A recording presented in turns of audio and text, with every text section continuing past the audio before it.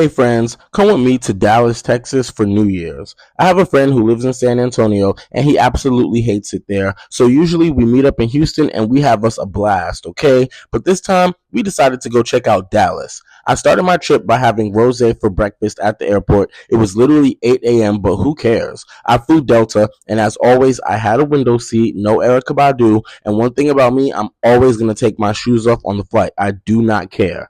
During the flight, I took a 2.5 hour nap, and when I woke up for the last hour, I reflected on 2024 in my journal and I goal set for 2025.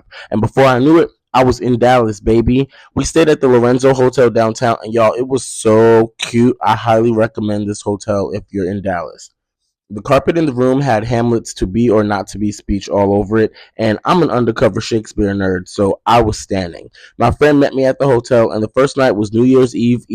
We went out to Deep Ellum, and y'all, it was so dead. I mean, it was a Monday and everything, but I expected New Year's Eve to still give something, but no, very much nothing.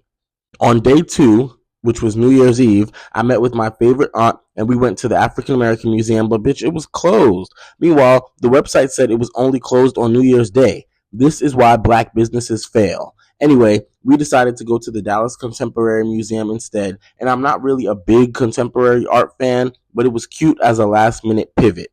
The museum was showcasing two exhibits. The first was an exhibit by artist Patrick Martinez that featured neon lights and portrayals of life growing up in East LA. I was really loving the spotlight placed on Mexican culture and indigenous peoples. The second exhibit was by Chivas Clem, and it was a bunch of photographs of naked white guys who, in the artist's own words, were drug users, Confederates, and transients. The photos showed them being vulnerable, using drugs, and being slightly homoerotic. Personally, I love art that features naked men because we love showcasing naked women. Expose these men too. After the museum, I was feeling for some barbecue, so after literally like 20 minutes of trying to pick a spot, me and my aunt decided on Pecan Lodge in Deep Ellum, which is apparently a staple in Dallas BBQ. I, of course, had a double serving of brisket with a side of collard greens, and y'all, the collard greens were so damn good. Like, it was literally almost better than the brisket. Fast forward to the nighttime, me and my homie pulled up to Mister for their New Year's Eve party where we knew the DJ, and there was a long line outside. And girl, I don't wait on lines. I literally went to the security guard trying to get us in, and he was not feeling me, okay? So, when in Rome, do as the Romans do, I guess. We waited on that goofy line for like 20 minutes, but when we got in, it was kind of lit. They passed out champagne for the ball drop, and they dropped espresso as soon as the clock struck 12. Yes, they was kissing all around us and stuff, so me and my friend even kissed on the lips when the ball dropped. LOL. Now on day three, we woke up and we went to brunch at Tupelo Honey, and y'all, I thought this spot was so nice. It kind of gave me like Mexico City vibes. We ordered mimosa flights, and they came with a standard mimosa, a blueberry lavender mimosa, a like apple cinnamon mimosa, and a peach mimosa.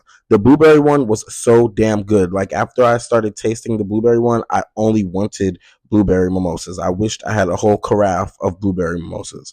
Also, the apple one was surprisingly good. Like, who knew an apple mimosa would hit?